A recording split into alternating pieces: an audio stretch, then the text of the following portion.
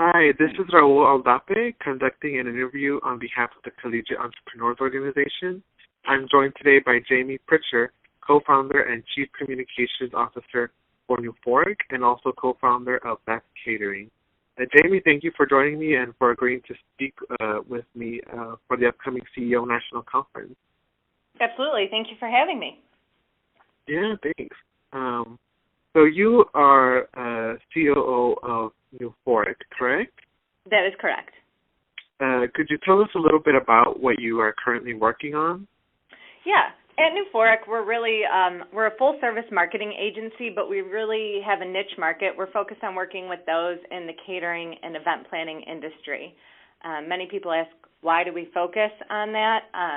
And it's because our team really knows that industry well. Our team's combined catering experience is over 50 years. So right now we're focused on a lot of different projects with catering companies and event companies all across the U.S. We'll be launching a new website soon for a client in Virginia. We're rolling out an integrated marketing campaign for a catering company in Boston. We actually have something really fun we're rolling out for Tasty Catering in Chicago. They're doing a corporate contest and social media contest that's going to be real fun. And then we're also doing some event and social media promotion. We work with Inc. Magazine's event team, and the Inc. 5000 conference is coming up in the fall, and so we're working with them on some stuff as well. Okay, awesome, cool. Looking back on your business and decisions, is there anything that you would like to go back and change if you could? I think that every entrepreneur has made a bad decision in business. I know that, of course, I've made some. Aaron and I, my partner, have made some together. But I think every bad decision that we've made learned a lesson to make the right decision next time, and everything's an experience. And even though you have a partner, you're surrounded by great mentors, I think there's some things you just need to learn and experience for yourself. So while there's stuff maybe I would go back and change, at the same time, there's that hesitation that I wouldn't, because I learned a lesson. But I can say the two things that I know I may have changed would be the firing and getting rid of either toxic clients or employees. There's always that saying of hiring slow and fire fast. And I think that if a client, oftentimes, and people don't think of firing clients per se, but if they're too much to manage and they're not following even your values or treating your employees with respect, I think it's absolutely in line to not work with them. Or same thing, if an employee is not treating clients with respect, treating other employees with respect, I think you need to go with your gut. Majority of time, companies will not change. And so it's better just to get rid of them, even though that's a really hard decision to make. You look back and you think, why didn't I do it sooner? Okay, yeah, interesting. That kind of leads me to my next question. You have co-founded two companies. What would you say are the benefits and drawbacks of being a co-founder as opposed to being a sole founder? I think that there's really only benefits to being a co-founder, and I say that because I've been very fortunate in the partners I have in both businesses, but the key thing is that the partners I have, we all have shared values, and from the beginning, when we set out to start these companies, we set our goals, we set our beliefs, and we set our values, and those values are what we're always going to follow, and kind of created a culture. So it's great because I have another person. When I have big decisions to make, a lot of times as a sole founder, you're wrestling with big decisions on your own. Do I invest money in something? Do I let go of an employee? Do I discount a contract for someone? And instead of having to wrestle that in your own mind, you have someone else to talk to. And with Aaron, it's great. We have two very different ways of thinking and looking at an issue. So we might get into some debates on what to do, but once we're done debating, I know that we've looked at an issue from two completely different sides, and so it really helps to have a co-founder, I guess, to bounce ideas off of, to make decisions, and be a partner. You're sharing in the burden, and you're also sharing in the triumphs when you have them. Oh, I see. You stated that other people in your team have a shared experience. How did you all meet? So our team really started out of Tasty Catering. It's a Chicago-based corporate caterer. Tom Walter, I believe the CEO, is also speaking at the Collegiate Entrepreneurs Conference coming up. But we all started within that company, whether it was a server on seasonal catering events. Aaron had worked in the marketing department. I had worked in communications and logistics. And so we all met there, and Tasty Catering's really turned into a little bit of an incubator. They have about 5 companies that have spawned or started out of Tasty Catering, and 2 of them are the ones that I co-founded, and so we all met there. Oh, okay, cool. A lot of young aspiring entrepreneurs out there are more focused on fundraising through recruiting investors instead of starting off by bootstrapping or starting with no upfront capital. What problems do you see coming from this trend? Since we really haven't had outside investors, this is just what I'm thinking would be the problems and why I wouldn't want investors. So I can't speak to exactly dealing with them, but I think that I've seen or heard stories where investors can end up dictating your business. A lot of times they only look at things from the revenue and profit angle, and I think there's so much more that goes into business, so much more the human side. Rewards and recognition for employees. It might cost you an extra $50, $100, whatever it might be, and an investor may say no to that because it's cutting into profits, whereas you as a business owner might know how much extra time someone's putting into a project, and you really want to thank them. And so I think that only looking at things from the number side is a lot of times what investors do, and it's just, I think that can cause a problem with keeping good people and creating a culture in a company. Oh, okay. Has any of your companies considered doing a crowdfunding campaign or?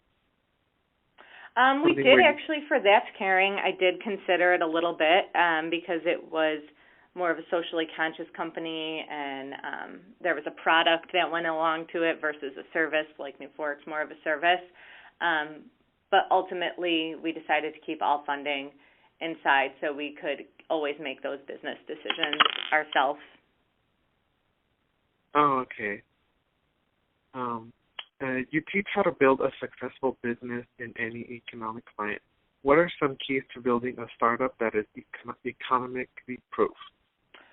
Well, both the companies that we started, they're companies that have been around for a long time. And actually last year, I think it was Norm Brodsky at the CEO conference had said he only starts or buys companies that have been around for 100 years. And when you look at the 2 companies that we have a gift company. Gift giving's been around for who knows how many centuries, and a marketing company.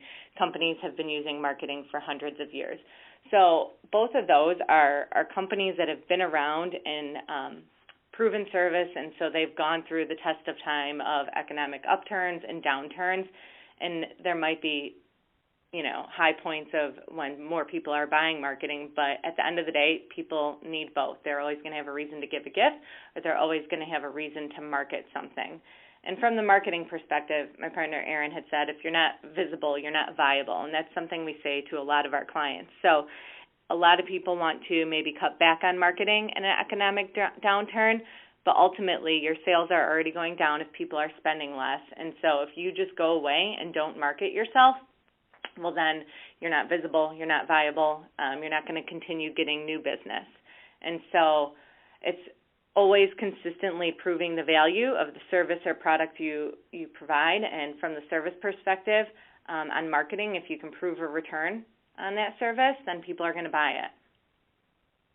Oh, okay. Awesome. That kind of is a good transition to my next question. What is your personal brand, and what is the best way to obtain one? This question was a little tough for me. My personal brand is definitely also my professional brand. I would say that that's caring. You know, it's a socially conscious company. We give back for every gift you purchase. We're working with food banks all across the U.S. and giving back to kids. So personally, that's something that I like to do, give back in the community, but that crosses over into the business. So I think my professional and personal brand really kind of mixed together. And what I would say the best way to obtain one is it's just being active. And so whether it's active on social media, active in community involvement, for the company perspective, we're always actively seeking PR. I'm consistently building a network on LinkedIn. So if I meet someone and they know me only from the New Fork perspective, and there's more to me than just New Fork, the marketing company, if I connect with them on LinkedIn and I'm always keeping that up to date, it's a subtle way for them to learn other things about me. They might learn about That's Caring, the other company that way, or some other nonprofits that I'm involved with. So I think LinkedIn is huge for building your personal brand and building your network wherever you may go. Oh, okay, awesome. On behalf of the Collegiate Entrepreneurs Organization, I'd like to thank you for agreeing to speak at our upcoming national conference later this year. What do you plan on sharing with the students and young entrepreneurs in attendance? So my partner, Erin, and I from New Fork will be speaking about actually how we survived the early years. And so I think when you first start a company, you think you're so idealistic, you're so excited, you're so passionate that you think that things might just fall in your lap and everything's going to work out and there might not be problems. And let me tell you, we took a lot of twists and turns in our journey. There was a lot of, great triumphs. There was a lot of tough decisions, and there was a lot of pivots that we had to make to successfully and profitably grow the company, and we continue to do so. So we're going to take you through all those pivots and decisions and how you need to continue to stay nimble when you're a startup. Oh, okay. What is the biggest mistake you see young entrepreneurs making, and how can they work to overcome it? As I kind of just alluded to, I think that a lot of times when you start a company, you think too big and too broad, and you want to go straight from point A of starting a business to point Z of where you have $1 million company, and there's so much that goes in between. And so like our company, when we first started out, our plan was to be a marketing company for all small businesses. We thought, okay, we can market in any industry and do that. And now we really only focus on that niche market of catering and event planners because we failed in other industries, and we thought we could just be this larger agency that worked with small businesses. So long-term vision is good, but it's going to change, and you have to think of all the steps that go in between point A to Z. Oh, okay. Awesome. What's a good read you would recommend? I have a couple reads that I always recommend and that we've made everyone in our company read as well. The first kind of thing I've mentioned a lot about is values, and so it's culture building. And so Good to Great is one of those that we reread, and we created our vision, our mission, and our values from there. It's My Company Too is another book, and it's about culture as well as best practices in a lot of small companies. So that's helped in implementing some different things, which then led us to Great Game of Business, which is a book about open book management, financial transparency. We share our financials with all of our employees. They all share in a bonus together. So that's made things a lot easier. And the other thing we did with our team, and is a good read, is 5 Dysfunctions of a Team. And I think this one a lot of college startups can relate to. You might be hiring your friends in your company. In our case in New Fork, we had all worked together at Tasty Catering before. We're all within about 5 years of age of each other. And while we got along really good, have a great time at work, our dysfunction of our team was it was really hard to criticize someone and constructively criticize someone. So if a graphic designer came out with a design, we would have a hard time saying, "Oh, I don't necessarily like that," or "I think we can do better," because we didn't want to hurt someone's feelings because we were friends. And so reading Five Dysfunctions of a Team really put us on the same page, and we realized by not speaking up, by not telling someone, "We think your design could be better," we were really hurting that person from learning and growing, as well as the work we were putting out there to our clients. Okay. Awesome. How can people find out more about you and your company?